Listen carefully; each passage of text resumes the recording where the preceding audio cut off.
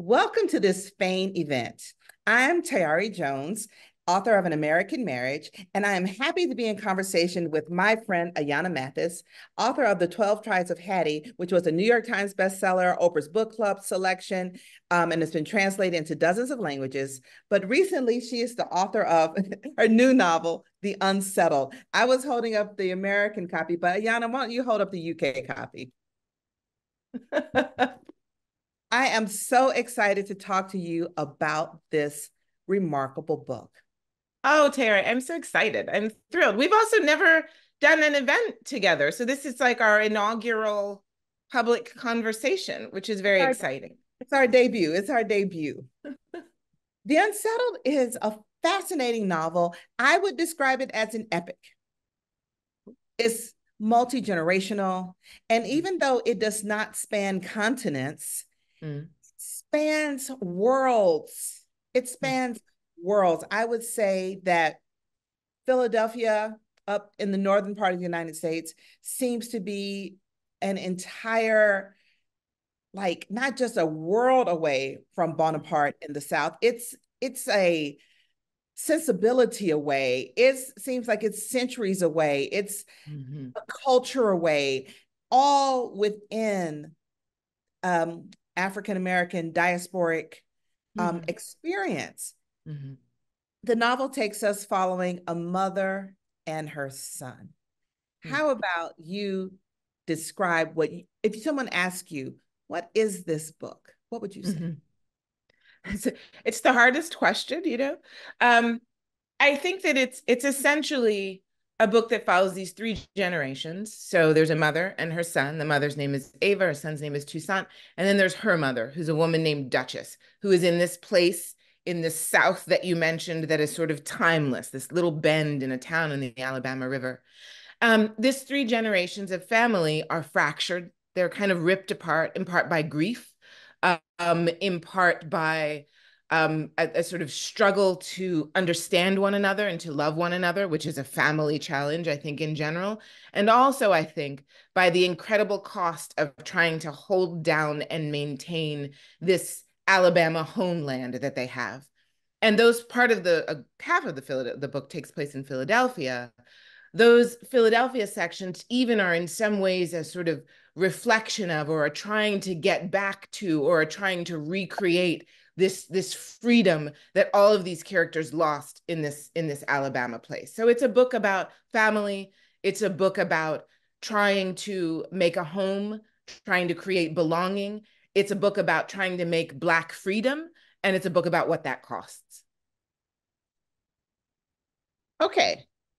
So I think you did a great job of summarizing like the emotional truth of this story. Mm. The book opens with Toussaint and his mother Ava, and they are essentially homeless.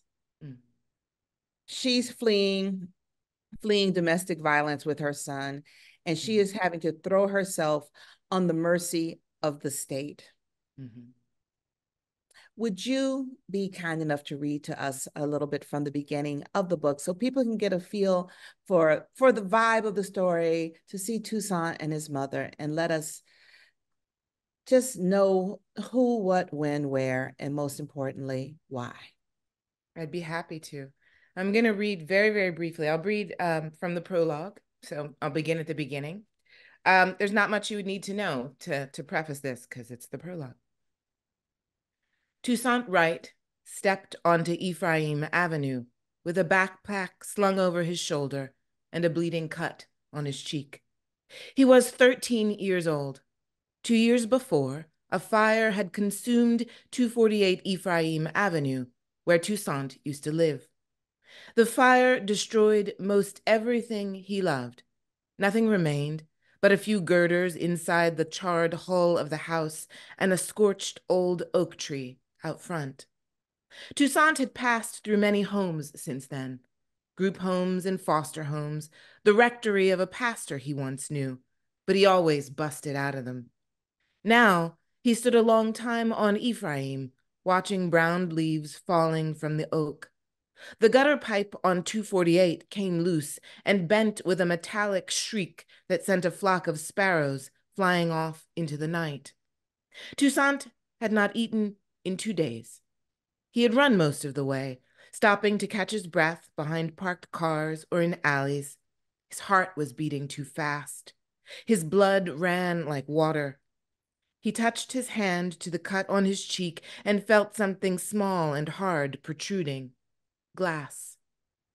Earlier, in another part of the city, some boys who hung around the same corner Toussaint had been hanging around had asked him a couple of questions. Why you always alone? And why you don't never talk? You ain't got no mama or a grandmama or something? The answers to these questions were unbearable. Sometimes grief came on him like a sweeping numbness up from his toes and along his neck so he couldn't swallow.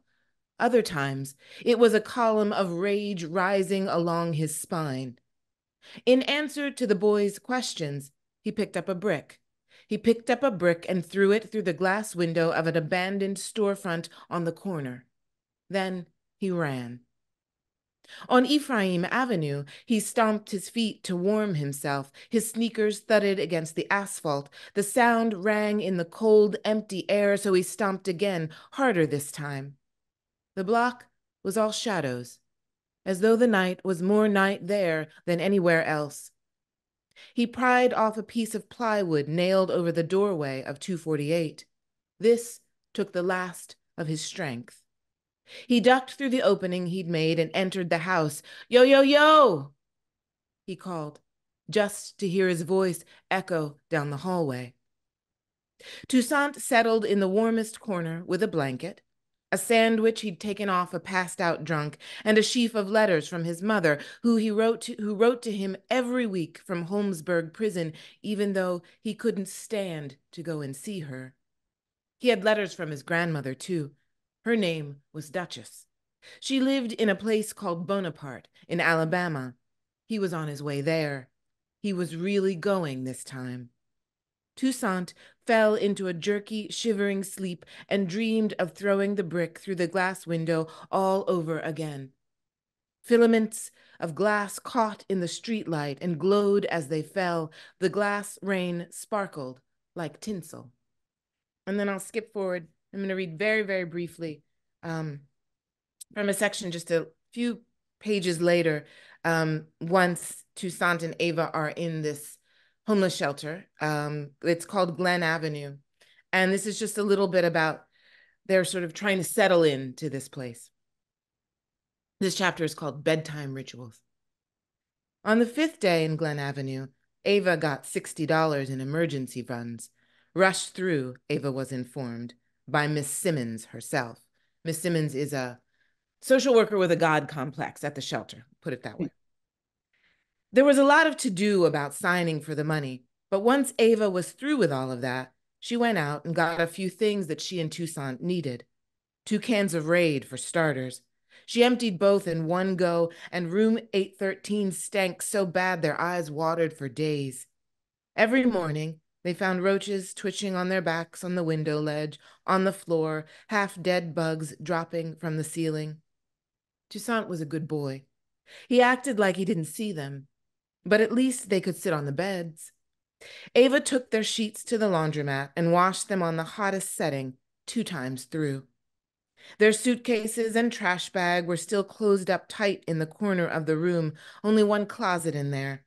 The metal hanger bar rusty and bent in the middle, a layer of something sticky on the single shelf, and a sweaty shoe smell that turned Ava's stomach.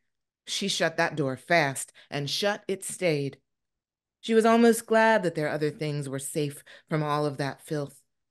But maybe that stuff wasn't safe either, left behind in New Jersey. What would Abemi do with their keepsakes and winter clothes and bed linens? Abemi is her ex-husband that she's left just before landing in the shelter. What would he do? Rage through the rooms, throw it all out onto the highway, make a bonfire of their precious things? That snapshot of Toussaint in his little paper crown on his first day of preschool, or maybe her teaching certificate. 5 days at Glen Avenue, and already routine began to impose itself on them. Even in that place, they went on needing to eat and to sleep and to go to the bathroom. The family bathroom was foul. Mildew reek, wads of hair and wet toilet paper all over the floor, shit unflushed in the toilets. She and Toussaint only went in there when they couldn't hold it anymore. Ava wouldn't shower in there. They washed up at the little sink in their room. She'd made some rules. Lights on at all times. Ava slept 3 or 4 nights, 3 or 4 hours a night in her chair. She smashed roaches and silverfish. She used napkins from the cafeteria to wipe the insect gobs off the green walls. Toussaint wrapped himself in the sheets when he got into bed. You couldn't see an inch of flesh. He was a mummy tipped onto the rubber slab of mattress. He sweated in the night and woke with the sheets wet and his head pounding. Another rule: no leaving the room at night. That guard Melvin was a joke. Anybody could get in that building, and anybody did. Ava had heard men's voices in the hallways late at night. I got you this juice bottle, she told Toussaint. For at night. What? For when you have to go to the bathroom at night. That's nasty. I know, she said. I know it is. He was too old to sleep 6 feet away from his mother. They were both embarrassed. Their bodies had done them a mean turn with all the parts that dangled and secreted and swelled. Tell me something, Ma, he said. I can't get to sleep. Ava told him bedtime stories about her childhood in Bonaparte, like she'd been doing all his life. He pretended to be comforted. Maybe he was. They made Ava feel better, too. The stories reminded her that room 813 wasn't the only reality that ever was. They sat opposite each other in the plastic chairs by the desk in their room. Muskogee, mostly, Ava said. With feathers? Toussaint asked. No feathers, Toussaint. Just hats. Oh. Well, what else? Boots? Ma, you know what I mean. What else? The creak in the wide board on the porch when you climbed up onto the swing. Also, Porch Creek farmers and Choctaw traders coming into Bonaparte to barter shoes and all manner of supplies for Bonaparte's tobacco, grown or stolen, or salt pork, or corn liquor. Those men stopped in to see Miss Tilly on business little girls weren't supposed to know about, then bedded down by the riverbank and were gone by morning. Like it was 1820, like anybody in the whole wide world was still bartering this for that with Indians in 1947. But Ava's pop had said Bonaparte was a place for free people. They and the Indians had been helping each other stay free for 100 years. And what else? Also, Pop, steadying the rifle on Ava's shoulders when they went hunting. Hold, hold, then the shot exploding and the wing beat when the spooked osprey flapped out of the trees and the shot wild pig crashed into the crispy summertime underbrush. The taste of roasted pheasant, fresh killed, a pleasure Toussaint never had, in flood years when the game was the only food because the field got washed out and everything rotted or never grew in the first place, and Dutchess at her piano in that front room, playing and cussing. I'll stop there. Thank you for treating us to that reading and really giving us a sense of all of the people and places in this book. We have, so the United States is believed to have a distinct North and South culture. With the idea that the Southern states, where I'm from, where Ayana, where were you born and raised? Philadelphia, for our viewers. Like she's Philadelphia. from the North. I'm from the South. I'm from the South. Ayana is from the North, but we can still be friends. And so in a way that makes, that makes us cousins, because so much of the population, the Black population in the cities like Philadelphia, Detroit, I thought these were all very exotic when I was a child, migrated from the South to the North and y'all became Northerners. But I believe that some Southernness remains. And that to me seems to be one of the important themes of this story. So can you just tell me a little bit about Philadelphia, your hometown, and then Bonaparte, the kind of a Southern utopia, correct? Yes. Yes, All right, let's absolutely. talk about it. Explain to our audience just what's going on here. Okay. So I should say, so I'm from Philadelphia, and this book is set in the mid 1980s. And I am that those which were the years of my sort of tween and teenage years. So it is very personal and very vivid. Philadelphia, to sort of explain a little bit about it, it's a mid for our listeners. It's a mid-Atlantic city, so it's basically sort of sandwiched between New York, in the north, and then DC, Washington D.C. in the south. And so for those reasons, to the south of it. For those reasons, Philadelphia often gets quite overlooked. But it's a large city. It is also a city that is about 43% Black, which is very significant. So it's a very Black city. And it is a city with a very long history. It was the first capital of the United States. It's sort of where Ben Franklin came from, all these kinds of historical US details. But it is also, as it evolved, it's a deeply segregated city. It's a city that is sort of mysterious. It's a city that is very much not particularly interested in self-reflection. Um, and even though I love it, I'm from there. I've set 2 novels there, so I'm sort of obsessed with it. But it is a very particular place. In some ways, it's sort of an angry city. In some ways, it's a city that's very hidden from itself. Because it's such an old city, and because Black people have been in that city for a long time, the class stratifications are really intense. So it's segregated racially, but then it also has these intense stratifications among Black people by class. So that also adds another sort of layer to it. And of course, there were free Black people in Philadelphia nearly from its inception who were enslaved, of course, when the city was founded. A thing that sometimes I think people don't always realize is that there was slavery in the North too. It's just that it was outlawed a little sooner and then replaced with a very, very, very rigid segregation system. But in any case, so there were Black people brought as slaves to Philadelphia. Sort of at the inception of the country, and who then became freedmen, what were called freedmen, often free Black people. And then, so that's part of Philadelphia's Black population. And then the other part of Philadelphia's Black population largely is Black people who were coming from the South in what is called the Great Migration to the North, and coming to various cities in the North and also to California.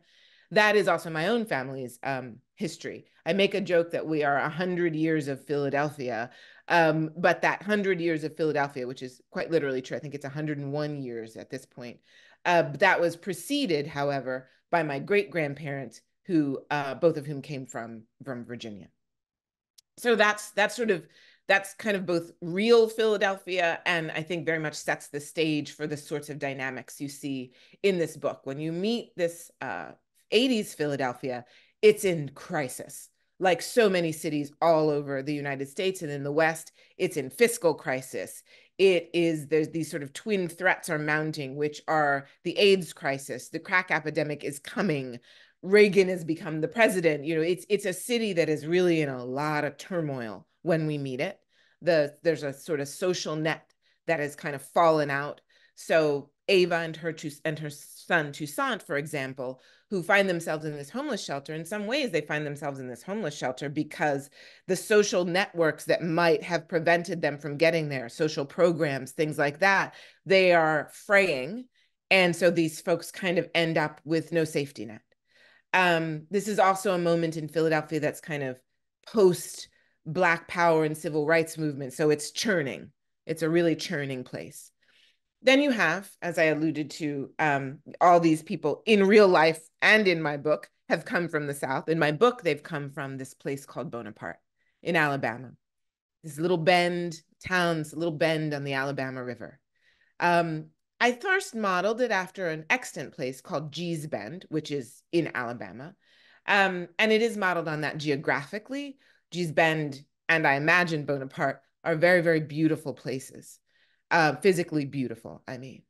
But as I wrote into the book, Bonaparte became a kind of a spiritual homeland, both for Dutchess, Ava's mother who lives there, but also for Ava, even though she's fled this place. It's kind of the center of the book. Everyone is in some ways fleeing from it, trying to get back to it, arguing over what it's supposed to be or what it means. So it's this very central place. It's a spiritual homeland. And it also becomes sort of a myth in a certain way. As I wrote into it, I realized that the place was so big and so important in this book that I added these kind of weird mythological elements. I make a joke sometimes that it's kind of like a Wakanda. And it's so there's one way in by land, and the other ways to get in are by river. The folks who live in Bonaparte, they keep a fire, which they call the light. They keep it burning on the shores so that anyone who, as the book puts it, belongs to Bonaparte can find their way home if they're coming in by night. There are guards in the trees, I mean, it's both real and mythical. It is a place that, however, had this sort of very grand past. It was 10,000 acres of Black-owned land through slavery, through the antebellum period, and even through Jim Crow, which is slightly a historical impossibility, but not exactly, but kind of, sort of. It could have happened, and it did happen in some places, but it is I guess it's sort of a fantasy also about what could have been. So these folks hold on to this land. They acquire around 10,000 acres. They get it during slave times, and they hold it until we get into maybe the 50s and 60s, and they begin to lose it. They begin to lose it by encroaching white developers. They begin to lose it by things like eminent domain, which is a process by which a government might say, oh, we need this land because it's in a floodplain and we need to build X, Y, and Z on it, or, whatever. They lose it to sometimes negligence of people who owned it. So by the time that we meet Bonaparte and we meet Dutchess in 1985, this glorious 10,000 free Black acres is now dwindled to 1,000 acres. And there are quite literally 5 septuagenarians living on this land trying to hold it down. I think about the land and the significance of it, the idea of, people often have the question of whose country is this? Yeah. And most of the time when they say that, they mean culture, but also just the physical space of the land. When you were a little kid, did you read Roll of Thunder, Hear My Cry? About 16,000 times. I feel it. I feel like we must have I feel like in many ways you and I had the same childhood. In reading this book, I see even the character Toussaint. He is our contemporary. He's our age. He's our generational contemporary. And I looked at his name, Toussaint. I looked at your name, Ayana. I looked at my Tayari. It's a certain moment of Black people really trying to redefine who we are and contextualize ourselves in a different kind of way. Like my name, Tayari, is Kiswahili. It means she is prepared. I think there was a book, The Book of African Names, in the 70s. My mom read that. Yes, like whenever I see, my mom got that book. Yeah, all of our moms had that book. It has a picture of like a East African. Oh no, it has like one of the Benin bronzes on the front, I think. Like, we're going to get you right with your history. And even though Toussaint is a French name, I mean, when you see it on the page, you immediately think Toussaint Louverture, you think Haiti. Sure. Can you contextualize him a bit? And like, how did writing this story, how does it vibe with your own memories of growing up in the 70s and 80s? So absolutely right on, of course, Toussaint Louverture. For folks who may or may not know that, Toussaint Louverture was the rebel general who led the freedom movement in Haiti in the 19th century that ended slavery, essentially. So he's a great hero and a very important figure in Haitian history, and I would argue kind of in the history of the West and in history in general. So, he's this rebel and a very powerful man, also quite strategic. And I think that's very important to know. And in my mind, Toussaint's father, who I won't talk too much about, but I can say a little bit, he is His name is Cass. He figures very prominently in the Why second can't half we of the book. why can't we talk a lot about him? He's such a I guess great I'm always scared character. of spoilers, but yeah, we totally should just talk about him. I'll navigate around His spoilers. daddy was a Black Panther who was Yes, also he a was. musician. He was. He Like that is was. what you call a catch of a man. Yeah. Yes. And yes, and so Ava, then they have this kind of this movement, the civil rights movement, this movement romance. Uh-huh. I mean, whenever you see a kid with a name like Toussaint, like my older brother is named Patrice Lumumba Jones, you know that's a movement It's romance. like, well, Yeah, it's a movement romance. They do. They do very And it's much. kind of And hot. I not to just like jump in all over your no, no. description of your book, but I just do not think, ma'am, you are giving this book credit for the level of page turnerness that it has also. Like I feel like with this, you walk the line between engaging this very sober history. Mhm. But also this book is kind of juicy. Girl, It embrace is. it. I mean, I Yes. Yes. there's a lot of it's pretty sexy book. Cass, Yes. this dad, he's I sort of wrote him as almost impossible looking, but he's kind of the same color all over, right? He's sort of tawny. I imagine him looking like a lion, but this kind of Looks like like very Huey Newton. tall. He looks like Huey Newton first cousin. He really does, right? He's kind of tawny and he's muscular and he can build stuff and he can fix stuff, but he's also a doctor. And he's What's also not kind of a to like? he's And he's he's he's very holding seductive. he's holding it down for his people. He is. He is. And he's disillusioned, he's kind of he was a Panther. He kind of came through the movement. By the time we meet him in the 80s, the movement is kind of it's been infiltrated, all this stuff has happened, and so he's kind of disillusioned and he's sort of mad and he's looking for some way to kind of restart this utopic vision that he has for a Black community that's free, that has health care. I mean, there's a manifesto in this book. It's a sort of 10-point manifesto, which was incredibly fun for me to write, and I don't get to read it very often. And he sort of lays out the tenets of this group that he forms called ARC. Um, and so Toussaint is his son. And so very much in my mind, he is absolutely kind of where that name came from. And I should also say that his mother, having been born in this place called Bonaparte, which is itself a kind of revolutionary community, she also sort of has a rebel mindedness, I think. So both of his parents are these very particularly revolutionary minded people, whom, however, still have a whole lot of just baggage. Like they've had difficult pasts, a lot of stuff has happened to them. And I think in some ways that's where the sort of juicy page turneriness comes from. Because, well, I mean, it's also sort of a sexy book. I mean, It's a there's a sexy fair amount book. of sex, Not let the cover fool you. There's a fair amount of sex.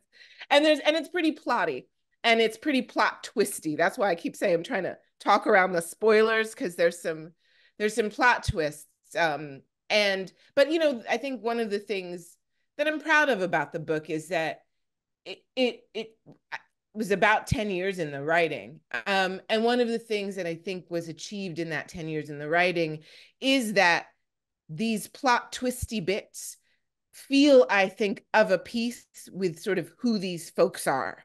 So the things that are plot twists and the sort of bends in the road, they're coming very much out of the fact that these are willful, stubborn, rich, layered, troubled people who also have a lot of secrets, who love each other hard, who fail sometimes in their love for each other. And the things that happen to them, and therefore the plot elements and the stuff that happens in this book, arises very much out of who these people are and how these people are and what's at stake for them. I mean, the stakes are, I think, in many ways they are absolutely life and death. I mean, I felt like when we start in the prologue and we see Toussaint and he's on his way to Bonaparte, something terrible has happened. There was a fire. Fire recurs. And when we meet him, he's such a sweet little boy. And we think, how did we go from here to here? And I do feel like it's a little hat tip of Ann Petry's The Street. um, which I love. I feel like I feel your literary lineage Mhm. on all the pages here. Like I said, I felt that Roll of Thunder, Hear My Cry. I remember the end of Roll of Thunder, Hear My Cry. I read it as a child, and you know, when the land is being burned at the end, she says, I cried for TJ, I cried for the Mhm. land. Mhm. Um, Now, the 1980s in Philadelphia and this idea, and also the idea, the search for a Black utopia. I mean, I grew up with a father that was in search of a Black utopia. And I think in some ways we may have missed some of the utopia-ishness that was right before us in pursuit. I mean, as a matter of fact, when I was a child, we packed up and moved to Nigeria, but that's a story for a Hey, that's a that's a story different, for yeah, that's a, presume, but but this search for, I want to yeah. say this, Black patriarchal ideal. I even thought about with Toussaint being named for Toussaint. One of the things I noticed, because with my brother being named Patrice Lumumba, Mhm. is that I know so few girls, movement girls, that were named after anyone. Yeah. We have very beautiful names that our parents got out of the book, but Mhm. no, we're not named for heroes. Like I grew up with boys named Lumumba, boys named Malcolm, boys named Fanon, boys named Sinkay. I grew up with Mhm. all these boys with lineage, and also just everyday boys named after their dads. Mhm. Mhm. Mhm. And I think that that's a big part of the way that these Black utopias are constructed also. Yeah. I mean, I think, it's one of the big questions I think that the book is trying to ask through the formation of these communities, right? So we've got Bonaparte on the one hand in the South, which is a very old community and was a very successful one for a long time. Its leader was a man who is Ava's stepfather named Caro, who's the love of her mother, Duchess's life, charismatic, larger than life, another big sexy man. He built furniture. I seem to have a thing in this book about folks who can do stuff, men who can do stuff with their hands. He built furniture for a living, like that's what he did. And then they also farmed in this place. But and then on the other hand, we've got this community called Arc, this attempt at a utopic community, which is kind of housed in a row house in Philadelphia in the 1980s. So it's a very new attempt. When we meet it, it is fledgling, it is just forming. Also headed by Cass, another charismatic male figure. And in some ways, I think I almost sort of think of uh, of Bonaparte and Arc as kind of dark mirrors of one another, like that Arc is in a sense a sort of a dark mirror of Bonaparte. And part of that is because Cass, for all of his ideals and his super sexiness, he's kind of volatile as a person. He's really actually quite volatile as a person. But I also think that there is a really intense patriarchal structure there. For whatever reason that I can't quite figure it out, that patriarchal structure seemed to work in Bonaparte. And in Arc, it doesn't. In Arc, it becomes strangling. It becomes heavy-handed. And this isn't to say that the patriarchal structure is okay. It's just to say that it functioned in one setting, but then really didn't function in another one. Um, and interestingly enough, the last man standing in all these cases is a woman, right? Duchess is the last woman standing, essentially. She's got a friend named Carter Lee, but she's really the person that is holding Bonaparte down. And of course, Ava kind of positions herself as Cass's right hand because she's very in love with him. But at the end of the day, the biggest moral decisions, the biggest decision about what should happen to and for her child, it's her. She makes these choices. So I think that there is both um, a search for freedom, a search for utopia, a commentary on like whether we can have utopia, what it looks like, the particulars of it, but also I think a real series of questions about the kinds of male ideals that usually shape these kinds of utopias. The hierarchical concerns, who's in charge, who isn't in charge, kind of who's calling the shots, why they get to do that, who's subordinated and who isn't.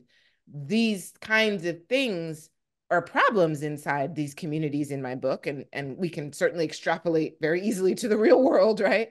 And I think the book is also interested in kind of looking at some of that stuff, but of course, very much through the lens of the kinds of dramatic happenings with its characters and with its plot. Now, was ACT modeled on Operation Move in Philadelphia in the 80s? It was. I mean, and I think it's important to say, Move was so I'll explain a little bit about Move. Move was a radical Black separatist group that came into being in the 60s, more or less, in Philadelphia. It was founded by a man who changed his name to John Africa, and everyone who became part of Move also took on the last name Africa. The group was, they were, in many ways, they were kind of ahead of their times. Like they composted, they were vegans, they did all these sorts of things. They also were very, very interested in Black self-determination, and sort of in the model of the Panthers, very interested in Black self-defense. So they were armed. They were an absolute urban group. So they would set up shop kind of, and these sort of compounds and row houses in various places around the city. They, throughout their history, they had a Did they dress alike? they didn't really, they all had locks. They didn't dress exactly alike. I mean, my group arc, I wanted, I had Move in mind, for reasons that I'll get to in a second, but I didn't want them to actually be Move. Like I didn't want to recreate Move, because as you'll see, it has a pretty intensely tragic history, and I was leery of just remaking that. So Move, it still exists. It's still an extant group, although they don't really do much. But in any case, throughout its history, it has a series of skirmishes and standoffs with the police. It was always being raided. It was always, it attracted the police ire very deeply. There was a group called the Move Nine. There was an armed standoff. 9 of them were arrested. It took many, many years for them to get out of jail. Fast forward to the 1980s, Move had set up shop in a neighborhood in Philadelphia, and this is history here, not my book, in a neighborhood called Cobb's Creek in Philadelphia, which importantly had the highest rate of Black home ownership in the city. And this is significant. So anyway, and it was workhouse. It's row houses. So it's middle class, lower middle class, working class. Move sets up there. And, it's important to say that while they had a really radical vision for Black freedom, they also weren't great neighbors. I mean, they would stand on the roof with bullhorns, kind of haranguing the people on the streets below for being sheep, for not being in alignment with their political vision. They weren't easy people to live around. So the people in the neighborhood had a lot of issues with them. And there were a lot of complaints made to the police, to City Hall, et cetera, et cetera. All of this culminates, and mind you, also, the police always have their eye on Move, because it is this radical Black separatist group interested in Black freedom. All of this culminates on Mother's Day, 1985, May 15th, when the police evacuate the block, and they proceed to get into an armed standoff with the people in Move. There were 13 people in this house that they had taken over. The police fired something like 10,000 rounds of ammunition into that house. Move was firing back, so I don't want to misrepresent the history. Both groups were armed, but Move wasn't firing 10,000 rounds of ammunition, right? This is 13 people, many of whom were children. This goes on for something like 14 hours.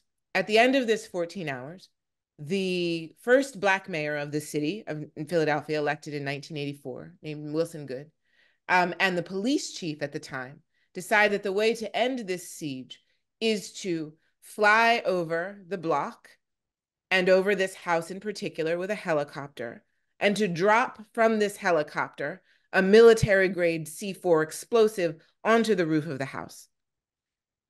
We can imagine what happens. The block goes up. I mean, these are row houses, right? They're all attached to one another. The block goes up like tinder. 240 people are displaced. 60 families. That neighborhood has never returned to what it was, certainly not that block. Most importantly, as I said, there were 13 people in the move house onto which they dropped this explosive. Two of them got out, a woman named Ramona Africa and a little boy named Birdie Africa. My Toussaint is in many ways, I have Birdie Africa very much in my mind when I'm writing this book and thinking about my Toussaint. Birdie Africa, Ramona Africa escaped. The other people, 11 people in this house, all die, 5 of whom were children. So this is a raw wound in Philadelphia. This happened when I was 11, almost 12. I remember it vividly. I remember all the questions I had about it. I remember not understanding what happened. I remember nobody would talk to me about it. And so, as I said, my group in the book is not move, but they are a kind of series of questions about move and about what happened there and about why it happened and about who these people in this house, very fictionalized, may have been and why they might have ended up there and what their history would have been. I mean, fire. The move house was burned. Your fictional place was burned. In Bonaparte, the general store was burned. Fire as a tool in bombing, as a tool of displacement Mm-hmm. is just, it's just like keeps coming back historically, fire fire as a weapon, fire as a symbol. Mm-hmm. I mean, I think much of the trauma, the intergenerational trauma suffered by your characters is the trauma of fire, of being burned. Absolutely. Absolutely. And I think, in there, I think is in, we have to talk about it, this book has a lot of sort of intense subject matter, but there's also sort of joy here and there's life. I mean, Duchess is a hilarious, tough talking, amazing character. And there's also, I think, even in Arc in the beginning, Ava, they end up in a bad situation, but they join Arc because she's looking for something. And for a while to her, it feels like she's found it. She's fulfilled, she's buoyed, she's um and in Bonaparte, that was a place of enormous pride and meaning. And it still is, which is why Duchess fights to hold on to it so hard and why Ava's kind of obsessed with it. And so are other characters. I almost stepped into a spoiler there. So are other characters obsessed with it. But this back to your thing about fire, one of the things I think that they try to do, I mentioned they have this thing called the light, which is a fire that they burn every night. And for 100 years, it never went out. For 100 years, every night, someone from Bonaparte would light that fire at dusk and they would tend it till dawn. And it was a symbol of their freedom and of their ferocity. And it was like a beacon because, folks would go out from Bonaparte, they would raid fisheries and do all kinds of things, and they would need to come back. Sometimes people were fleeing from something. Sometimes, there were a lot of places where there were a lot of reasons that this free Black place would be a place that various people would come from. Native people too. The book is sort of mentioned how it becomes this place that is meant to be in a mingled way because, of course, it was native land before it was anybody's land. It becomes this kind of place and symbol of freedom. And so this fire that they burn, that they call the light, is also in a way a kind of reclaiming of sort of the destructive power of fire to be a kind of, to become a beacon and a guide and a source of hope and a marker of identity. So it's all mingled up in there, I think.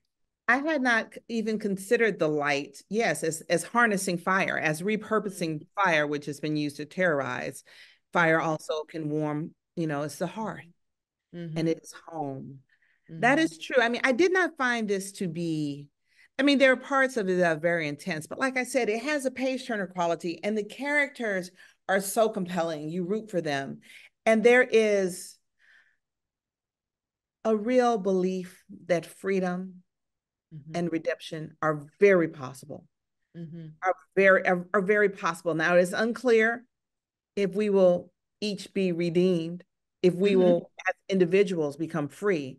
But freedom is possible. And I think that's so important, particularly in these dark days we're facing now, to know that freedom is possible, that might does not Mhm. equal right. Mhm. That is one of the many things that I really loved about this book, in addition to your gorgeous sentences. Um, we're running low on time now, but I want to know. Let me see if I can ask you one more thing. I have this list of questions. What do I want to know? Well, of course, well, I want to know what's next, but I'm not going to bother you with that because I know how stressful the question that is. But you said this book was 10 years in the making. Uh-huh. There are a lot of people who I imagine, some of whom are watching this, who have a story they're working on. 10 years. I mean, it's been 10 years since Hattie, Mhm. um, which, by the way, my Nana says it is the best. My Nana says it's the best book she's ever read. And in 95 Nana. years, she's read a lot of books. Oh, She felt, oh, I just want to say that Nana felt like you captured her moment, her time, her era. So you're gonna that's the make me cry because that Nana said that. Will you say thank you to Nana? My God. I will. I have to go see her today. I'll go see her today. Today is Will my you day. tell her? I'm really serious. Like, tell her that she nearly made me tear up in the I middle will of tell this interview. Nana. Nana has read a lot of books. Nana has PhD in Shakespeare. But Uh-huh. but what I wanted to say to back to these people who are out here trying to write a book, Oh, wait for I just want to talk about Nana, but I know that we can't. So go ahead. there could be somebody else. There could be somebody right here on this Zoom with you who may be writing a book, who may be Mhm. trying to get that next book out, who may hear your advice. So my question to you is, what advice do you have for people who want to tell their story? The first advice, I think, it just keeps going back to Nana and her PhD in Shakespeare. The first advice, loosely, is just read, read, and read, and read, and read. Because when you read, you begin to understand what's possible. Before that, you kind of go around in your head. I mean, there are practical tools that you get from reading around language and structure and all these kinds of craft things. But I think the biggest thing is that you begin to understand what's possible. You begin to understand that there are things that reflect you or what you wanted or how you see the world. And if you begin to think that it's possible, then you can begin to do the work. The work the work I think is a combination of there's no magic bullet. The work for me is a combination of butts in seats and waiting. I tend not to be a person who sort of I do think that fiction has this magical metaphysical quality and aspect, and there are aspects in this book and others I've written, and I'm sure you have in yours, where someone could point to a sentence and you might be able to like say, oh, I don't know where that came from, and you really Yeah. don't. But the reason you can get to the point where you can write a sentence that later you're like, I don't know where that came from, is because you were butts in seats. I tell my students, I tell other people, 15 minutes a day, 15 minutes. You got 15 minutes.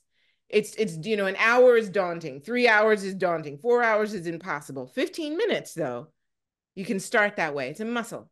So, it's not romantic advice, but it's butts in seats, and it's read a lot of books, and it's the more that you show up for the practice of trying to tell the thing that you need to tell, the more that practice will begin to work with you so that you become in a kind of relationship to one another, as opposed into this sort of oppositional kind of guilt thing. I need to write. I can't do it. You'll have those days, but what you need is this kind of thing where you and the thing that you want to work on, your vision, your idea, you and it enter into a relationship. And just like with a person, you don't get to relationship unless you show up for it. Well, you certainly showed up for this book, and we thank you for it. I think everyone should read it. You got to hold up your copy because I don't have the UK copy. Can you hold it up so everyone can look at this book, The Unsettled by Ayana Mathis? It is a beautiful work of fiction, and it's also just an arresting work of truth. Thank you for having this conversation. Thank you for writing this book, and no pressure. We're looking forward to the next one. Thank you so much, Tiara. What a delight to talk to you today. Thank you.